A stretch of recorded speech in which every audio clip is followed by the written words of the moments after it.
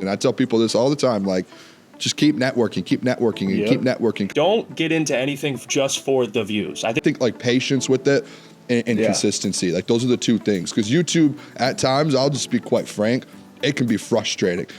It's always trying to be progressive and innovative, and don't get content. Like algorithm, you have to get videos out and you have to be consistent.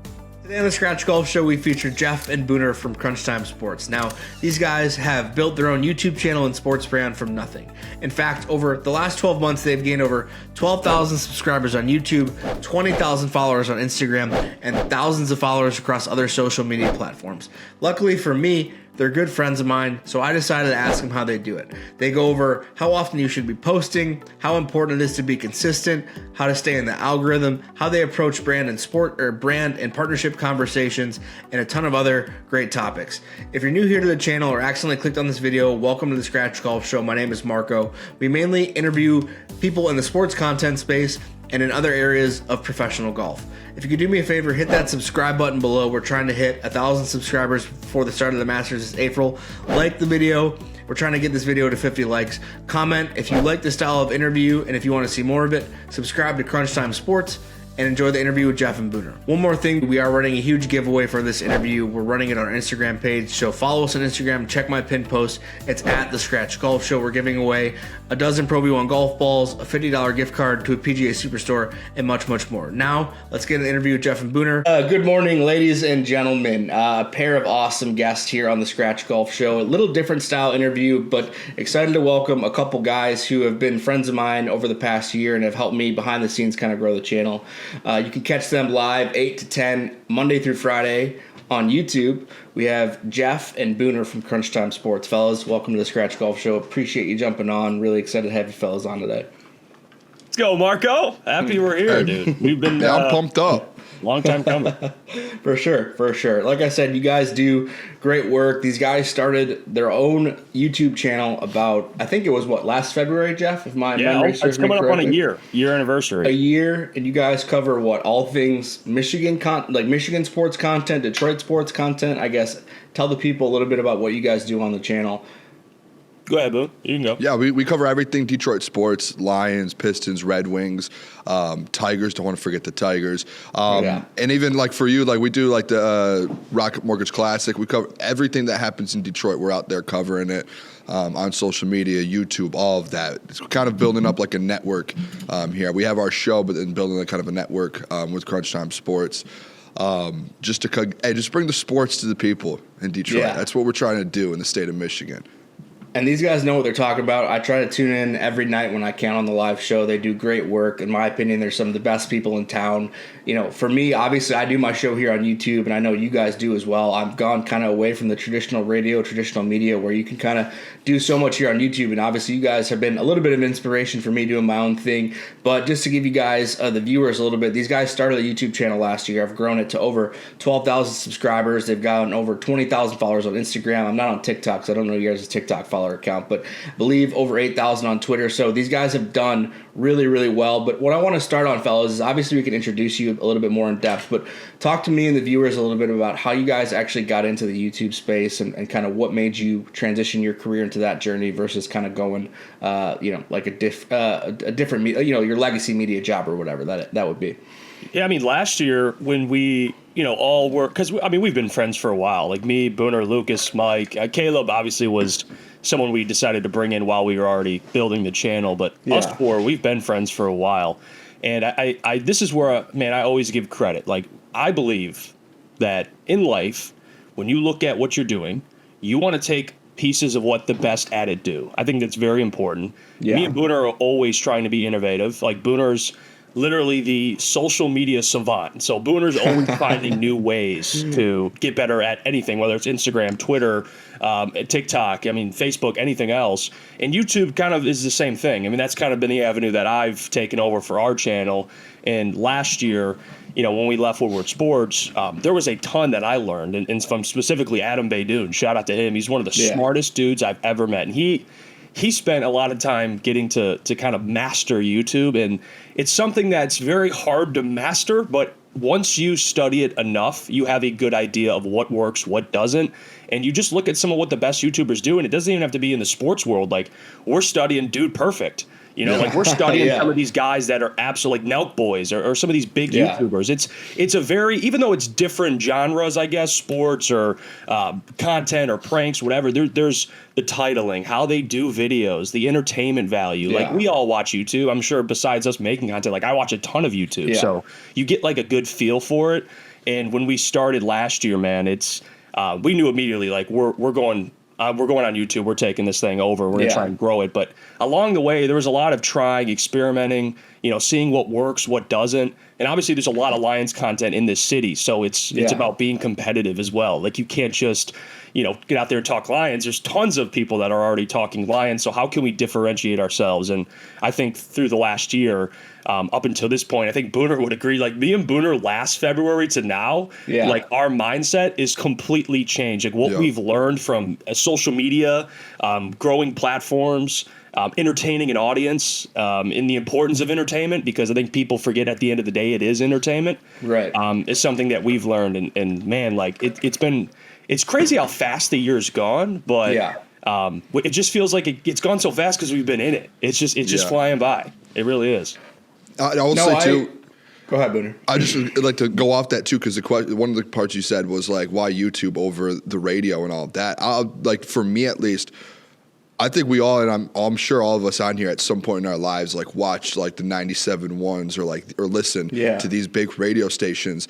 But there was a turn, I think, like 3 or 4 years ago when the whole COVID situation happened, where YouTube stuff started really banging. And for me, at least, getting into the industry and kind of doing this stuff, like, I was a big fan of Barstool and like those types of places. And I was like, this is the new, like, no one's really doing it yet, but like, this is the new avenue, is YouTube. And like, being able to share content, give your takes out, do things like that through YouTube. So when we started doing YouTube, where we were before at Woodward, it was like, this is like, no one's doing this. And then when we left, it was like building up the business in the YouTube. It's like, this is going to be the kind of the new, and Marco, like building up a golf channel. Like, everyone still watches golf. Like, are you watching the stuff on the weekends? I mean, you are probably, but I'm going to go watch YouTube golfers and people like you. Dude, 1,000%. And that's what I'm doing. And it's the same thing, and I think in every industry, like sports industry now. Like, guess what? Like, I'm not watching ESPN anymore. I'm turning on YouTube and going to Pat McAfee, or I'm watching our stuff. Dude. Yes. So, like, that's how it's like people do it now. So when we realized that, I mean, I realized it 3 or 4 years ago when I started doing stuff. But then it was like, we had an opportunity to make it a business. And Marco, I'm sure, like, like the last year, it's a business. Yeah. And me and Jeff realized that quick, was like, this isn't like just like hop on and have some fun. It was like, this is a full-time business. And that's what's been cool, I think, about it the last year, of realizing with YouTube, like, we could have a career in radio and try and go that route. And I'm sure we would be successful at it and be able to do it. But it was like, we're actually running our own business, which I think is the coolest thing in the world. No, I agree. Booner, I'm like you. I grew up watching the First Takes, the ESPN shows. Now I just tune into you guys every, Monday to Friday, 8 to 10, or back when you guys were on Woodward, obviously in the morning or in the evening.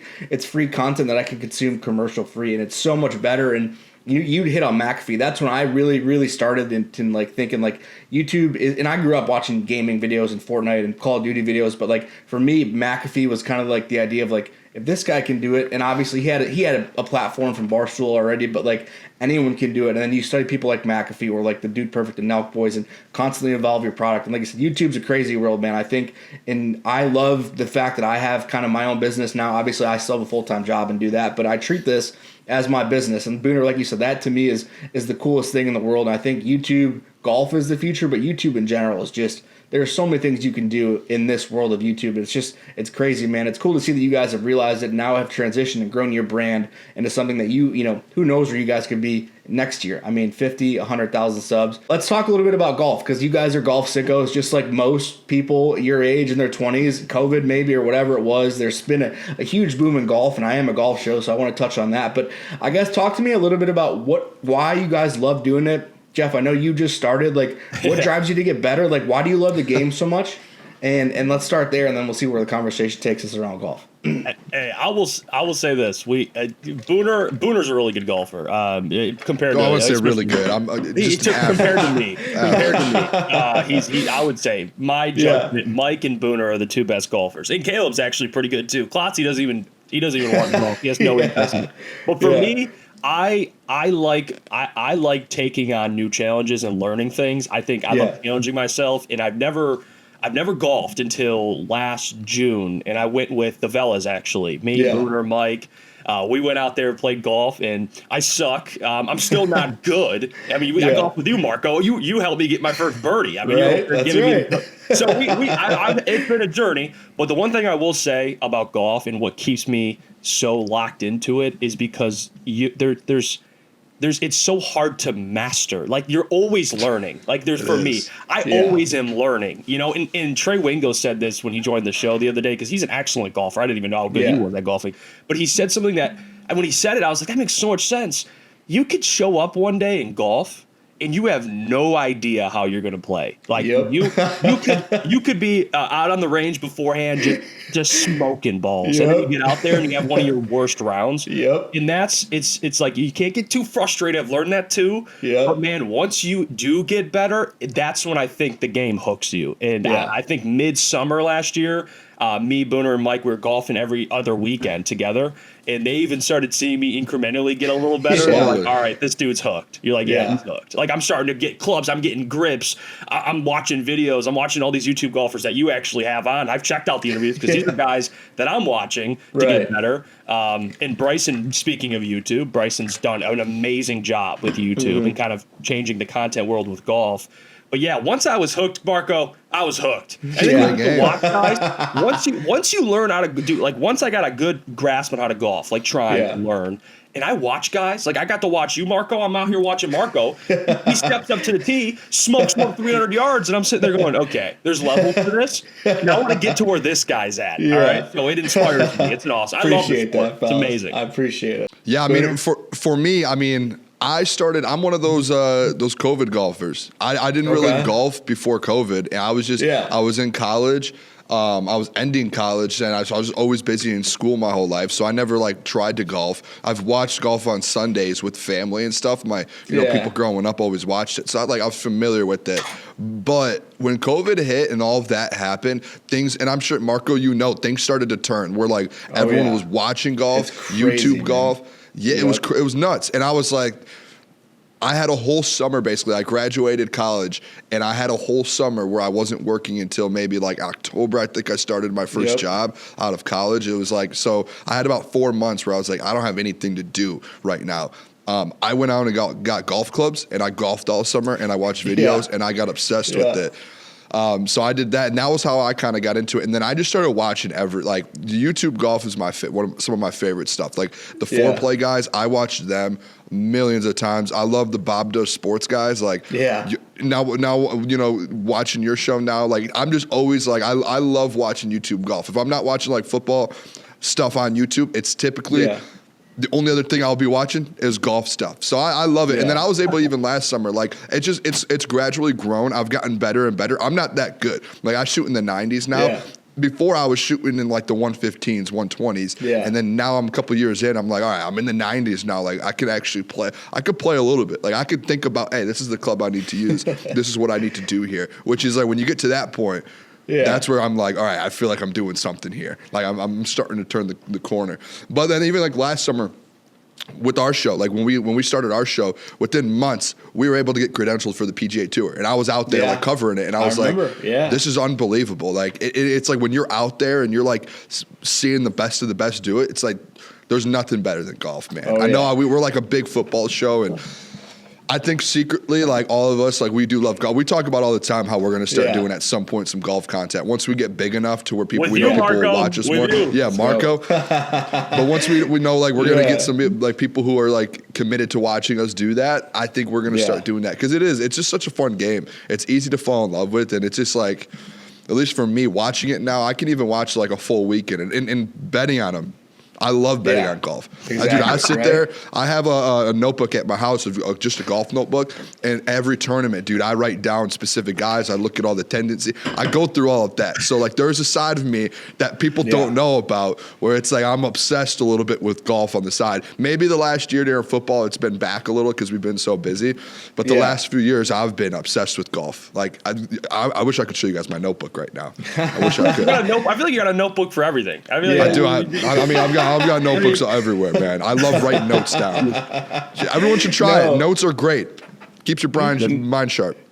No, I agree, man. Like, COVID changed golf so much. Like I said, I've grown up playing the sport. It's my favorite thing to do in the world. My dad got me into the game. It's a connection with my dad, and obviously me being good makes it a little more enjoyable. But doing my own channel and stuff, but COVID changed everything, man. You got the good goods, the Bob. I mean, what people don't know is Bob Does Sports used to be like a valet hotel guy. Yeah. And like not that long ago, now here he is making, I'm assuming hundreds of thousands of dollars playing golf with John Rahms, with Xander Schauffele, some of the best players in the world, and kind of paving the way, showing that if you put the time in, put the work in, similar to golf, like your golf swing, if you put the time, put the work in, you guys, there's a future. And I have one question that I want to ask, but I mean, just to hit on a point that you talked about, Booner, I mean, Michigan golf is huge, in my opinion, and there is so much great content that could be shot here in Michigan. I feel like one thing, and this kind of where I want to do my channel, was like, there's not a ton of golf creators in Michigan, specifically in the Detroit area. There's a couple out, scattered. I know, Jeff, you know who I'm talking about, but like, just for example, like, Live Tour is coming here in 8 months. We have a PGA Tour event here, which I know you guys talked about, and I know for me, I'm going to take some time off for both of those events to one, volunteer, because I love Michigan, I love the area, but also like the content is going to be huge for my channel. And the course that the Live is coming to is 10 minutes from my house.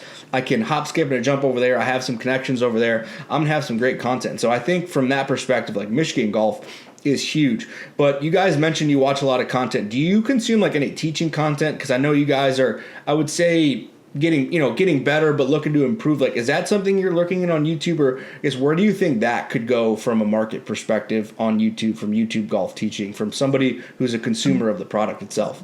Booner, let me get this one, because I got a lot to learn. So I can speak to this.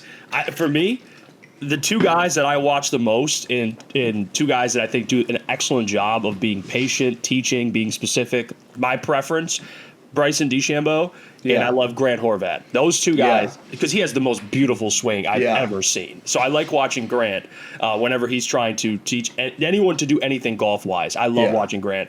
And then Bryson, because Bryson's got so many. I mean, there's years of tutorial videos that aren't even out. They're just scattered around social media that I see on my feed every once in a while. So those are the two guys that because especially for me, like, I'm trying to increase my driver, at least the distance. So who's the guy I would lean to is probably Bryson on that. And then swing, all the mechanics, I'll go to Grant for that. So I think tutorial stuff is never going to die, because I mean, my stepdad, and I saw him the other day, and I was talking to him. He YouTubes everything. Like everything. Like, YouTube he buys University. something from the store, YouTube, how to install it, how to set it up. Like, because it's the most, it's YouTube's not just for content, but it's anything tutorial wise. And then you look at golf, like, golf's probably one of the most searched, like, tutorial videos, how to sports in general. So these content creators that already have a massive following, that are very good at golf, like yourself, that make tutorial videos, like, I'm watching that, especially if it's like, things that I'm not very great at, like putting or my driver or stuff that I need to work on. So I think tutorial stuff, man, for golf massively, but for a lot of things are always going to be like successful. I just YouTube something the other day because something was happening with my computer. I was like, I'm going to tutorial this, how to fix this. YouTube is like, I love it. It's like, it doesn't matter what it is, any sport, anything. YouTube. It's got tutorials everywhere, dude. That's a free plug by YouTube. Shout out YouTube, man. I mean, I'll just be honest. I don't think I've watched a golf tutorial video. Maybe I need to get better. But like, I have learned. I will say I've learned a lot watching some of these like matches and these people like foreplay. I don't know if you guys remember when Frankie Knifes or whatever.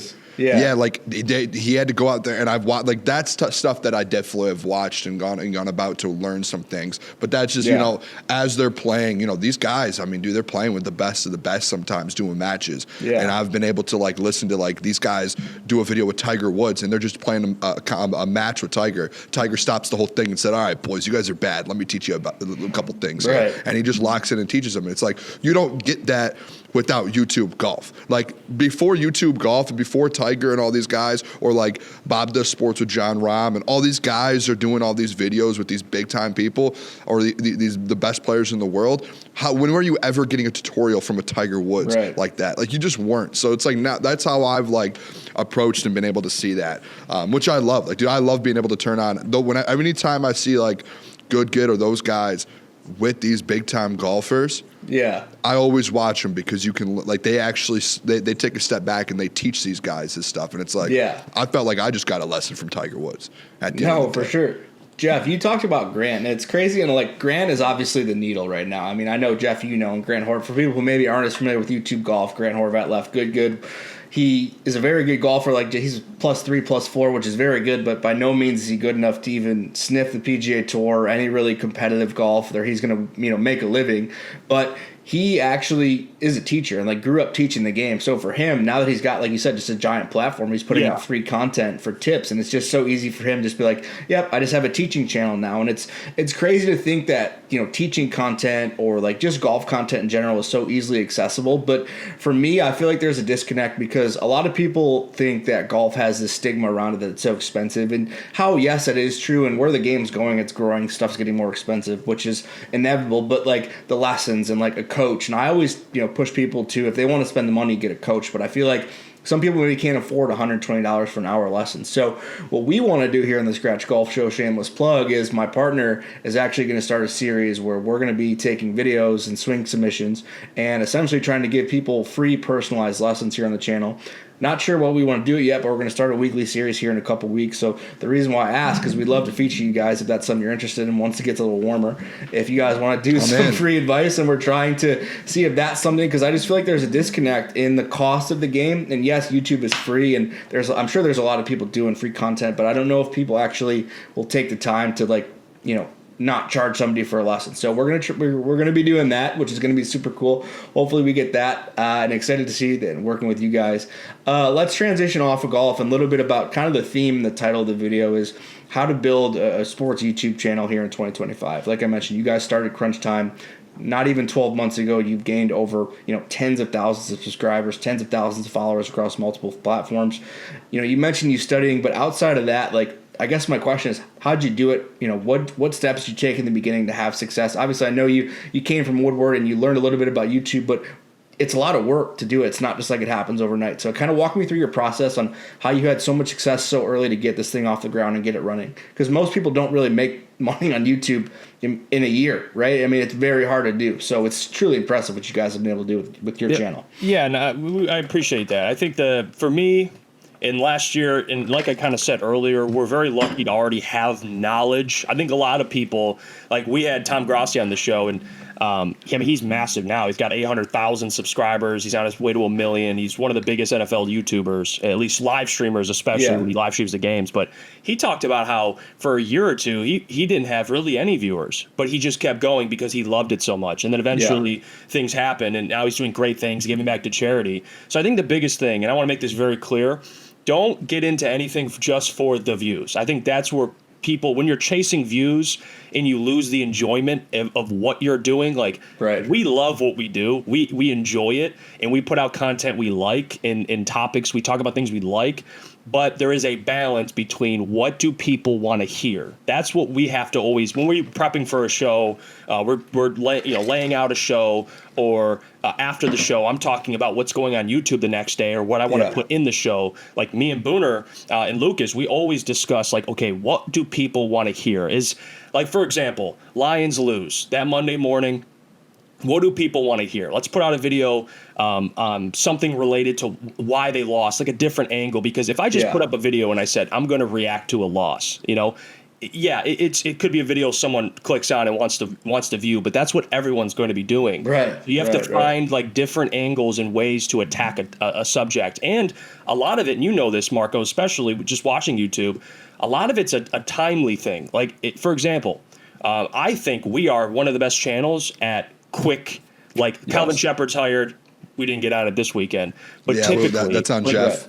Quick turnaround. But typically, when something happens, we're quick. We got a video up in 10 minutes within that whatever subject. So naturally, people are going to gravitate to that video because people are searching on YouTube. Right. I think like Aaron Glenn and Ben Johnson. When Ben Johnson left, I had a video up in 10 minutes, and then it's on YouTube, and everyone else, it's a timely thing as well. It's just like anything. But I think the big thing for us is, what we talk about, what I post, how you title, your thumbnails, like especially when you mentioned Dude Perfect and Nelk Boys and all these guys, like how the video looks is the most important. People have to decide whether they want to click on your video. Like when they see a thumbnail, they see a title, people have a 1 to 3 second thought in their head, like, am I clicking on this? Is this interesting?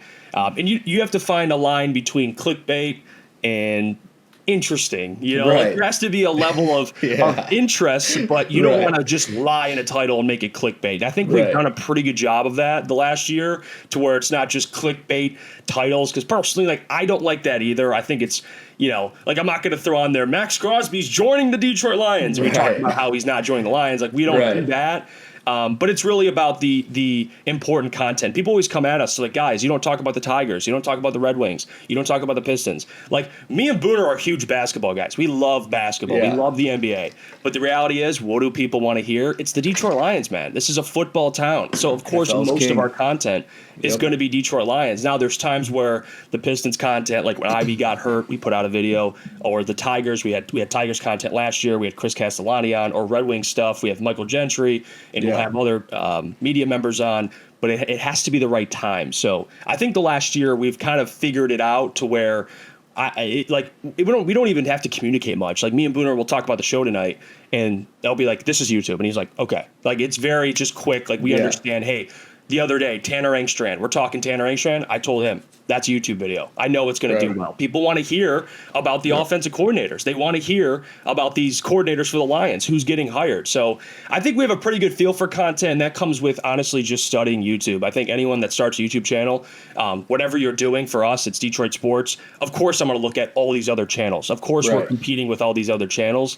But it's really just finding what works, what people like to listen to, and then you just learn from it. Like, we've put out videos, Booner, where they just didn't do well, and we're like, why? What happened? And we study it, we learn, and then the next time we don't do it again.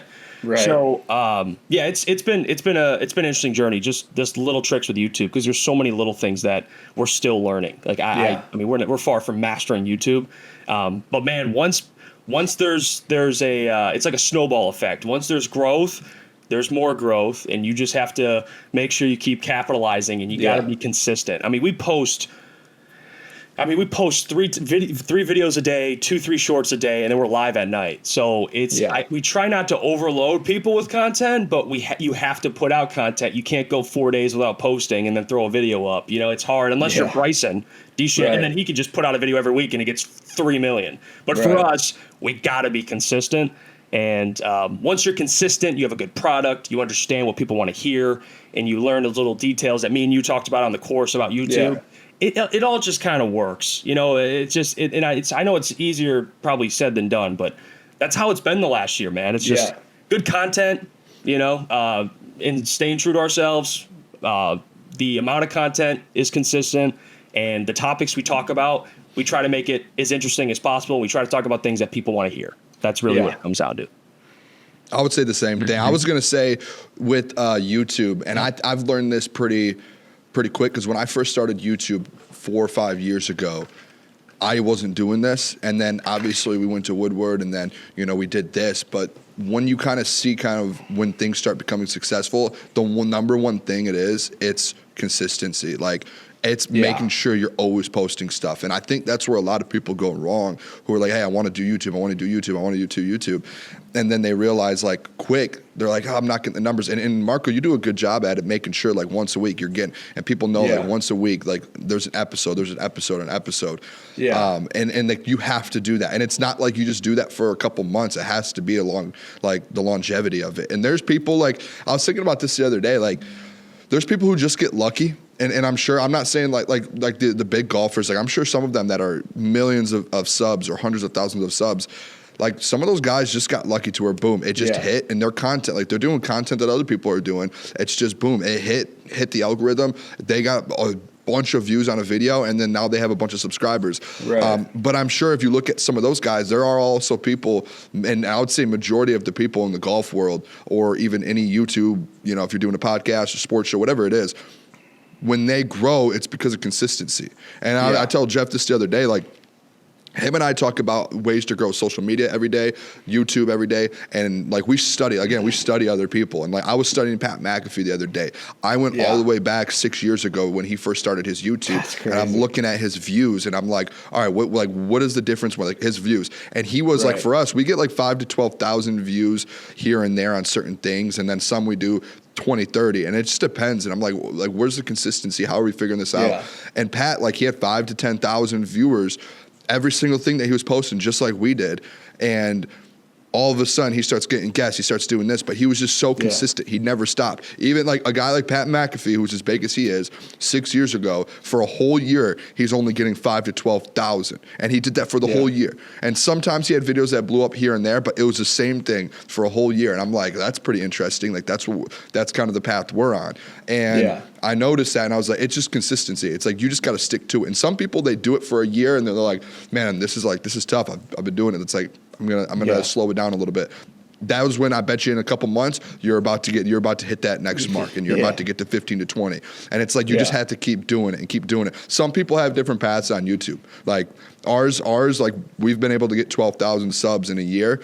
I'm sure Jeff would say the same. I would love to be at 50,000 right now. And there are people who do it for a year and they're at 100,000. But it's like sometimes you got to take the long game, and I feel like that's what it is, at least for us. And we know that, and we're always trying to find ways to mix and match and move this around, do this. Like we're talking, like I tell Jeff every other week, like, hey, how can we change our thumbnail? Hey, these people, hey, Pardon My Take's doing their thumbnail like this. Hey, Good's doing their thumbnail like this. Hey, can we do this? And like we're consistently doing that, and it's not like we do it and then we stop for a couple months.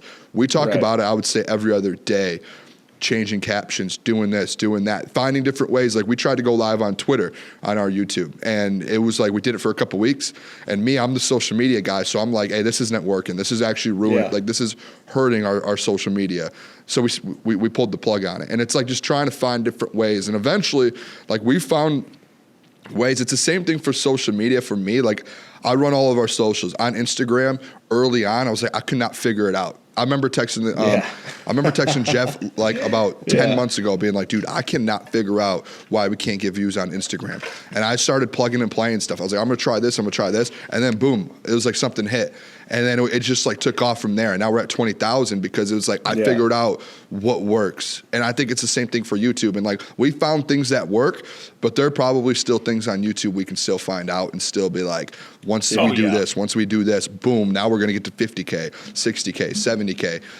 And that's our goal. Like at the end of the day is trying to grow it like that. But it takes time, man. I think like patience with it and consistency. Like those are the two things. Because YouTube at times, I'll just be quite frank, it can be frustrating. We do some streams and stuff. Dude, we do some streams and some videos where we're like, this is about to be the best thing ever. Like this is going to be our best video, our biggest stream, and then there's nothing, and we're like, like we do like a lion stream. We're like, dude, this is about to be a big stream tonight, boys. And it does like our worst. And then we do one where it's like, hey, we don't know if this is going to be a good stream. Boom, it's our best. And we're like, and it's so like trying to figure that out. But as long as you're consistent and you're just trying new things on YouTube, man, like, that's how I took. And again, the big thing at the beginning that we talked about, Marco, is learning from people who are successful in it, because they figured it out. Like those people figured it out. And as much as you don't want to be like, I want to copy, what they do, their titles, their descriptions, their thumbnails, it worked for a reason. And it's like, you do want to do your own content and do that, but you also want to like take pieces from everyone's content, take pieces from everyone's the way they do YouTube, all of that, and then make it your own. But you want to be able to take all of that, because that's what we're trying to do. You know, we look at all these big sports brands. What are they doing? What are they? We look at shows that I don't even like and Jeff loves, and I'm like, I hate that show, and he's like, trust me, it will work. Like Colin Cowherd, like, dude, I'll fall asleep listening to Colin Cowherd. Jeff loves him. Yeah. And his stuff works. So, hey, we got to sprinkle some of his stuff in there and figure that out. So it's just about doing that. And it's about, I don't want to say taking people's ideas, but like, yeah, flattery is, what is it, Jeff? The quote you tell me all the time? Imitation is the best form of flattery. For a flattery. Yeah. Jeff tells me that every week. Well, but I think it's I think the whole, like, everything. I mean, you're always going to be taking pieces of what everyone else is doing. I mean, that's just business. That's not even YouTube. Like, I feel like that's if someone's already cracked the code, why try and solve something else yourself? Don't reinvent the wheel. Yeah, don't reinvent the wheel. It's very simple. And I've seen YouTube channels that have, like, I don't want to name the channel. Hopefully they never watch this. But there's a channel out there that I discovered that has all these interviews, like interviews with professional athletes, like, you know, all these guys. And I'm like, what? It's just a one-on-one interview. He just interviews all these athletes. He gets like 100 views a video. Yeah. And so it's not just the content. Yeah. It's understanding how to market and what's your thumbnail look like? What's the title look like? How are you know what I'm saying? So it's like, we figured that out too. It's like, we can have Trey Wingo on, he's an awesome guest, dude. Yeah. But how do we market it? You know, because we can't just put out Trey Wingo, and it doesn't guarantee it's going to do well. Yeah. So YouTube is two sides. I would say for anyone starting YouTube, figure out, you know, what content you're going to make. Yeah, of course, learn from the best. But when you make that content, you try and make the best form of content, and it looks great and you're proud of it, you got to figure out how to market it.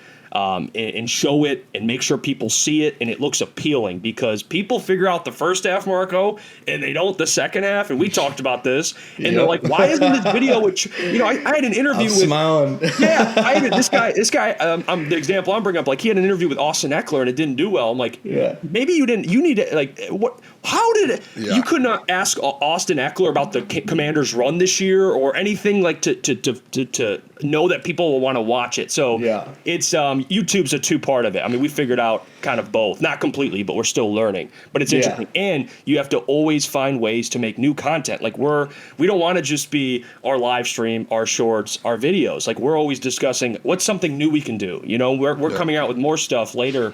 No, not even later, actually, pretty soon, that people I think are going to really enjoy to kind of deal with more in real life content and vlogging and doing things behind the scenes, which I think are very important. So it's always trying to be progressive and innovative, and don't get content. Like, I think there's certain channels out there that just are like, you know what, we're doing numbers, we'll just keep doing this.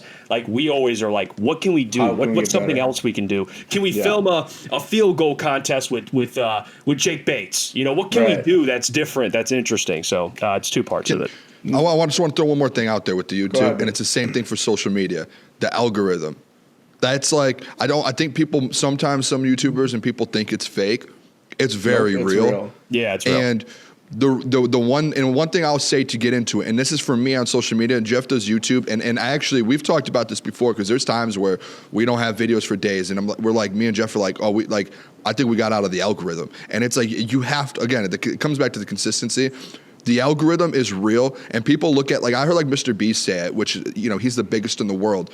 But he had talked about it all the time. Like, once you crack the algorithm and you figure it out, that's when things change. And there's, I think, different levels to getting your videos into the algorithm and pushing that stuff out there.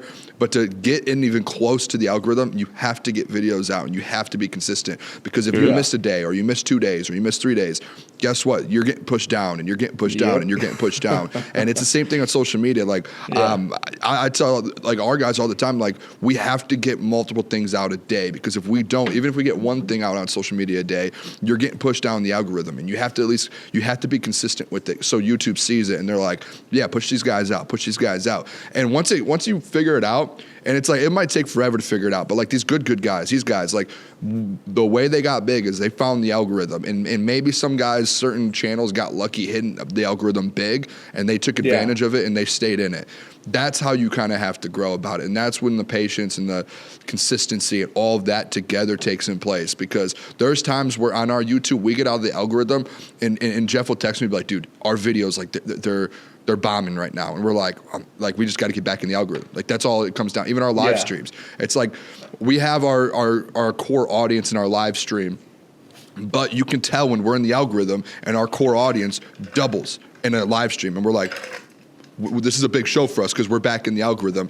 And the next 7 days is big because now we got to keep these people in, and we have to keep continuing to put content because we are in the algorithm and we could show YouTube. It's real. I think people that do YouTube and start, they know it's there, but they don't realize how big of a deal and how actually big it is. And it's like, it's massive, and it's easy. It's easier to get out of it than it is to get into the algorithm. I'll say that because we've learned that the hard way throughout the last year.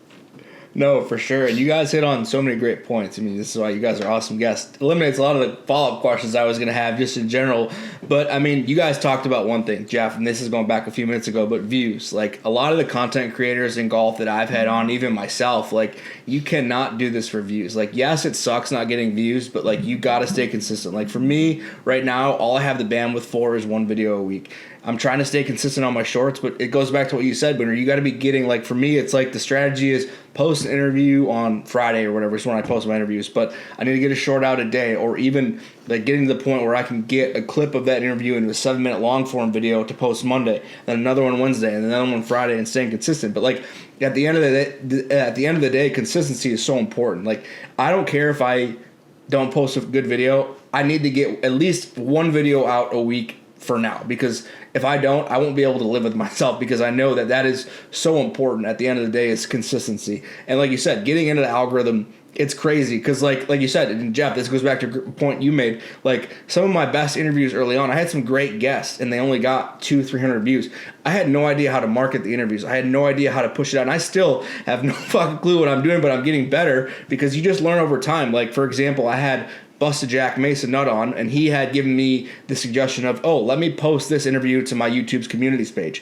Crazy. That interview did 1.3K, and ever since then, I've had the biggest creators post it to their YouTube communities page or collab in a reel on Instagram, and boom, those are my best videos. And it's crazy. Like you said, you got to know how to market. You got to know how to push the content out. And yes, you learn over time. And Booner, you had touched on it. Like everyone's on their own path. Like my goal is to get monetization within a year. About 3 months away from that. If I can do that, great. But at the end of the day, that is my goal. I don't care if I do it. If I don't do it, it sucks. But at the end of the day, I'm doing it. I want to stay consistent.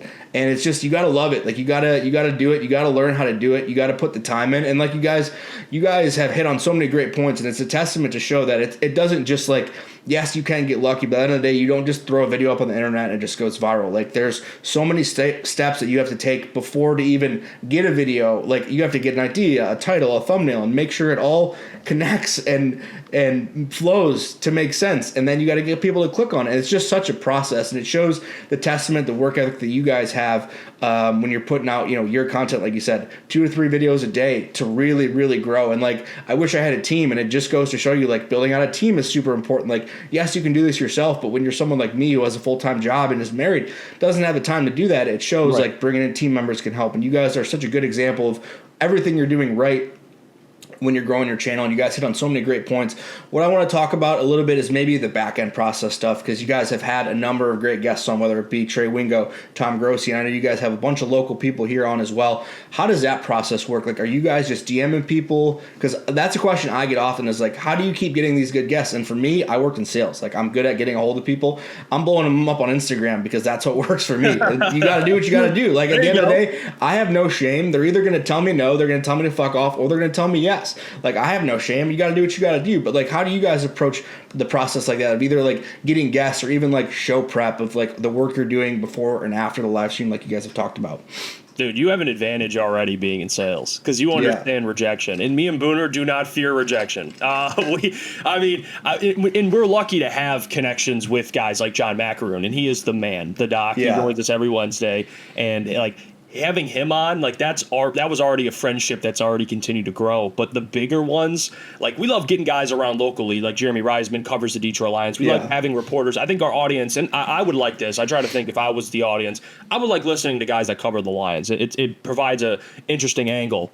So those guys, it's simply reaching out, and I mean it's less difficult because of the relationship we've established. But some of the bigger guys like a Trey Wingo or a Tom Grassi, I mean, how those things, like, for example, Trey Wingo, and I'll give a lot of credit. Lucas Klotz, the man, dude, reached out to him, and he's tried actually multiple times. Yeah. And Trey, like you said, and you said it so best, and people, I think, in today's world, and it's very common, and I completely understand it because this is a point in time for me as well. You fear rejection. You fear being told no, or nah, man, I'm not interested.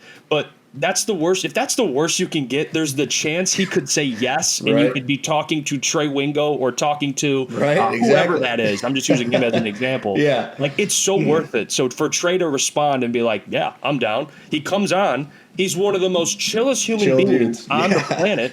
He's drinking bourbon, talking with the fellas, gives us life advice, and he leaves. Like, after the show, it just, and you've had these moments, I know, Marco, where you have these big guests on, and afterwards you're like, yeah, like this is worth it. Like me reaching out to man. It's a high. It's like posting 1 to 10. Like hitting that 1 to 10, which I know you guys know is like, dude, I'm chasing that fucking feeling forever. Like it is the coolest thing in the world. Dude, it's awesome. And so I would say just be fearless. And Booner's great. Booner's taught me a lot of this too. Like Booner is not scared of a thing, dude. Like he will shoot his shot. He does not care. He full-heartedly believes in the worst that they can tell you is no. So it's about reaching out to people, trying to be professional. You don't want to be like the guy that's just blowing them up or anything, but hey, professional. And eventually there will be times where guys hit you back. Like I always told myself, and I believe in this no matter where we get to, because we're still growing. I don't say no much. Like I love joining podcasts. I have no issue with that. Like, and I can see why a Trey Wingo would be like, sure, I'll talk sports with you fellas. Like, why not? Right. Like people, I think, look at, like, for example, Trey Wingo. Like for me, I'm like, well, this is freaking Trey Wingo. Like he's probably looking at us like, who are these guys? Like, who cares? You know? But in reality, he's just a normal dude. Like he just wants to talk ball. You know? Mm-hmm. He's chilling at home probably on a Wednesday night. Boys, he's like, man. Just want to talk some ball. So just knock down that barrier of being nervous, being scared of being told no, and understand that dude puts his pants on in the morning just like you do. Just like you. Yep. So show him a message, and if it doesn't work, at least you can say you won't live with regret, because if you sit there and always wonder what would have happened if you would have messaged him, that to me is the worst feeling. So shoot your shot. Yeah, and Marco, I told you the other day, like, you were kind of asking that question off air a little bit about that. And one thing that I think I told you is just like what Jeff said there. It's like, you can't be afraid to say no. And I look at it, and I tell the guys this all the time. Like, I tell Jeff this all the time, because sometimes we're like, hey, should we keep reaching out? Like, to me, it's like I look at everyone, a guest, whatever it is, and you've had some big guests. I look at them just as like one of my friends at the end of the day, because they're just human. Like, and a lot of people look at some big guests like, oh my gosh, like this is, but it's just like, and I look back when I kind of first got that mindset when I was in college. I went to a Final Four with and I coached basketball at a Division II college. So we went to a Final Four. And I'm in a room, and it was like my first time being in an experience where it was like, hey, there's a lot of big-time people, and I'm in this hotel lobby at a bar, and I look to my left, and it's like Coach Cal from Kentucky, and I look to my right, and it's like Coach K's walking through, and all these just big-time people. But the thing is when I was in there, it was like I could have just gone up and just shaken their hands and like, hey, just had a conversation about ball with them, and it was just like a big meeting of the minds, and everyone's just so nice, and that was when I realized, like, listen, like on TV and these people on social media, they look like they are like superstars, and they are. Like, they're big. People know who they are. But it's like in person, it's just like maybe there are some who are just not nice people, but like that's like 1 out of every 100. And it's majority of these guys are just like us, where it's just like, hey, they at one point were in our positions trying to get to where they are. So like that's why I tell Jeff all the time. And the one thing I learned there was like networking and connections. Marco, you have some interviews, and I tell people this all the time, like, just keep networking, and keep networking, because the best people who make it are the people who know the right people. And I'm not saying like, hey, use people to get to know, but like that's how they did it. That's how, like, you have to, like, it's networking. It's building a brand, and it's building a network of people to help kind of get you to that next level. And that's kind of what we're at that stage of, is like, we've had a lot of local guests, and I love having the doc on. And I was texting the doc. He actually texted me like a week or so ago. Because I was talking to him about networking and getting to know some bigger people, and he just kept saying, he said, Booner, if you guys get big, I always get a spot on your show. And I said, Wednesdays is always a doc spot. The doc show. Doc always gets Wednesdays. So yeah, like we're always going to have those guys, but like I think our next step, and we've talked about it a million times, it's like taking that next step. How McAfee, like when I was telling you guys, I studied McAfee. When he started switching to where his show started getting 50, 60,000. Within in a year, like, he wasn't getting guests right away. They were just doing videos. Boom. Yeah. Every single show he was doing, he was having a big guest on. Guest. Yeah. And that's the conversation we've had over the last month or so. We have to start doing that. That's a big thing to do. And I think, Marco, you've done a good job of getting guests. Now it's just building on that, in my opinion. Yeah. And using that to keep networking and keep having those guys on and keep doing that. Yeah. And if you're making your own, if you're a YouTuber, like, wanting to reach out, just reach out. Like, find a way. And then don't be scared to ask that person, hey, can you help me to get this person? And then can you help me get this person? Like, don't be afraid to do that. Like, as soon as Trey Wingo was off the show, guess what I did? I shot him a message to just like, hey, like, here's my number, here's this, here's that. And it's like, it's easy to keep the connections, but you have to do it. And you can't be scared. You can't. No, I agree, man. It's crazy because, like you said, Jeff, you hit the nail on the head. Like, most of these guys are just, they put their pants on just like me in the morning. And yes, I've been told to fuck off 8 million times in my professional sales career when I was still doing it. But like, most of the people, like you said, in whatever content space you're on, whether it's golf, sports, or whatever, they were in your shoes. And like, talking to these big guests, whether it's the Bryan Bros, the Busted Jacks, the Good Goods that I've had on, it's like, they were 99% of them, like you said, are nice. I have yet to encounter an asshole in any of my guests. Most of them are super cool to collaborate and share because, like you said, they were in your shoes at one point, and like, they get it, like, they understand, and like, they're cool, like, they're just cool. Like, I remember I had Busted Jack on. We talked 15 minutes off there about gambling and football, or like, you keep networking. Like, I am eventually gonna go down to South Carolina and play golf with the Bryan Bros, who, yes, they're just normal dudes, but like, it's still exciting. Like, it's still super cool. I still, like, fun story, I still remember when I got in touch with you guys last summer, and like, I was up north in Traverse City when I think I got in touch with you, Jeff, and it was before we had even met. I watched you guys, you and Adam, way back in the morning, but like, I was so psyched. I'm like, dude, these dudes are like, I've watched these dudes forever, like, on YouTube. Like, this is such a cool moment for me, and like, amplify that times 10 into my favorite golf creators. But now just build my network into, I've had conversations, I've got phone numbers, I've got people who follow me, and it's just super cool. And all that is just because you just do it, you just reach out, you never know what can happen, and stay persistent, man. Like, for me, the biggest piece I would advise, because I get the question of like, how do you do it? It's not easy, for one. Like, I messaged, for example, George Bryan. We got linked up in September, like September 12th of this year. He said, yes, I'll come on. We recorded New Year's Eve. So like, it took me 4 months from when he said yes to me to actually record and get him on, and staying persistent and like, hit him up. Like, because most of the people I'd say, like, look, I don't like my least favorite part is bothering people. But at the end of the day, it's like, I have to do it, because like, once you get the yes, they said yes. You just got to keep asking until they tell me no, or tell me to leave me alone. And I send messages to like these content creators, and like, hey, I hate bothering you. Like, if you don't want to come on, please tell me no, and I will leave you alone. Like, I'll lose my number. And 99% of them are like, please bother me. Like, I want to come on your show. Like, I want to come on your podcast. Because most of them are just cool dudes, man. But just persistence, consistency, and like that rejection, or like, getting over that fear of rejection, I think is super important. Last question before we wrap up, fellas. This has been a great interview. Is, I think, a lot of people realize, like, yes, you make money from ad revenue, but you guys, for example, have had a couple great partnerships. So what I want to touch on is, yes, you can make money from YouTube, but a lot of the money that people make is in the brand deals, in those partnership conversations. Talk to me a little bit about how you guys approach that, and I guess how you get there once you're in a point of like, yes, I'm big enough now, I can start reaching out to these companies to start paying me, right, for my show. And like, how do you prep for those meetings? How do you have those conversations? After that, I'll let you go, fellas. I really appreciate you guys jumping on. Yeah, no, dude, we appreciate you for having us. And to answer that question, I think another thing that I learned, and me and Booner talked about this, and me, Luke, all of us really did, is the thing that people have to be careful of is bringing in sponsors before you have a base community. Because if you don't have a community that's willing to, I don't know, there's action behind some of these sponsors, you're basically just empty calories. You're getting, these sponsors are paying you and they're not getting anything in return. That's a problem. So I think for us, we built the community first. And then we started being like, okay, now we can take on some sponsors because we have obviously a big enough community to where we can sell them products if they so choose to buy them. So it got to a point. So it took us a bit, but once we got linked up with a man named Borna from Hog Media, he took care of some extra sponsorships from us. He runs like a content creator kind of business where they represent content creators, a bunch of sports content creators, and they help them get deals. And we got a couple deals, like we have Bet US currently. I think that's going to expire in the next couple of months. But that was throughout football season.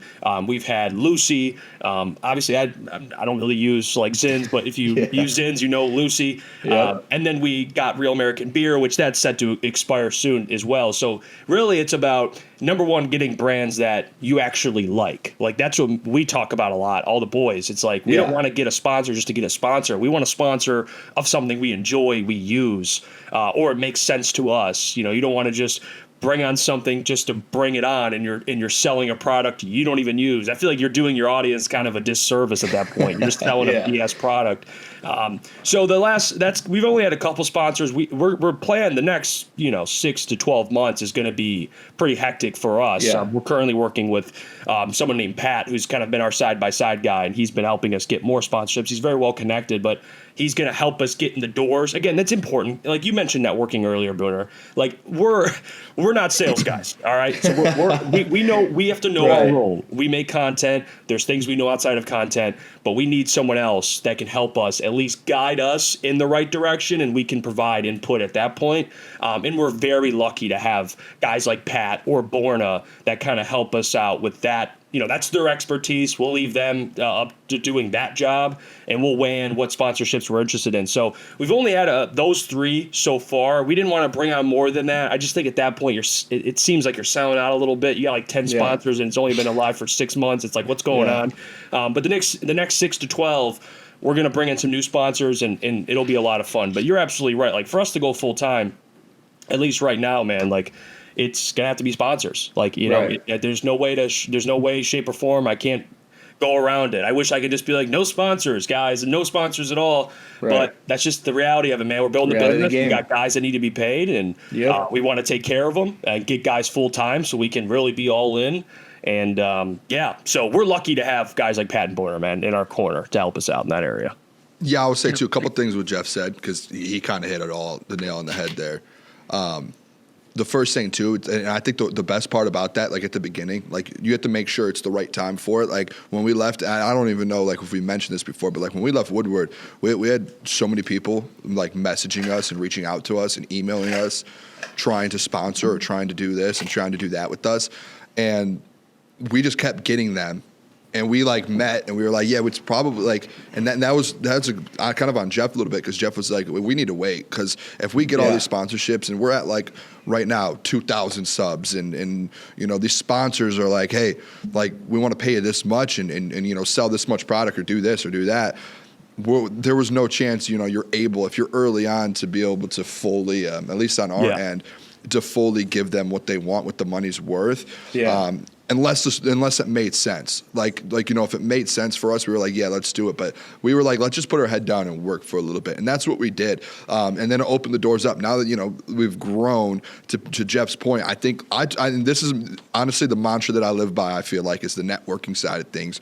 Because we've met a guy like who he mentioned, Pat, who we were able to network with him, and he's a networker. And now we're able to get a bunch of different opportunities for that. And you just got to be able to, you have to pick the right people and the right sponsors, I think. I think that's what it comes down to. Like I know you, Marco, you have the brands that you're sponsored, and I'm sure you know those people, and they're good people, and you're able to trust that and do that. And like that's what I think it's about, is like being able to have the right sponsorships. I told Jeff all the time, like we still get emails, and like there was one a couple weeks ago where Jeff and he sent it, and I didn't think it made sense. And Jeff was like, well, I'm going to listen to it. And I was like, it was one of those things where it's like, it just doesn't make sense. It was like a college, like a different state, like 10 states over that wanted it. And it was like, that doesn't make sense. And like, those are like, you're going to get a lot of those where you're like, yeah, I'm going to turn them down. And you could turn them down. Like, I think people right away are like, oh, money. Yeah, sweet, money. But it's like, if it doesn't make sense, there's no point in taking the money because it's going to look bad on your end after the deal's over because you didn't do anything for them. And then you're not going to be able to build off that. So that's a big thing with the sponsorships is being able to do the right ones so you can do that. And that's what we've been doing. Like, we make lists of sponsors that we want, whether it's locally or nationally.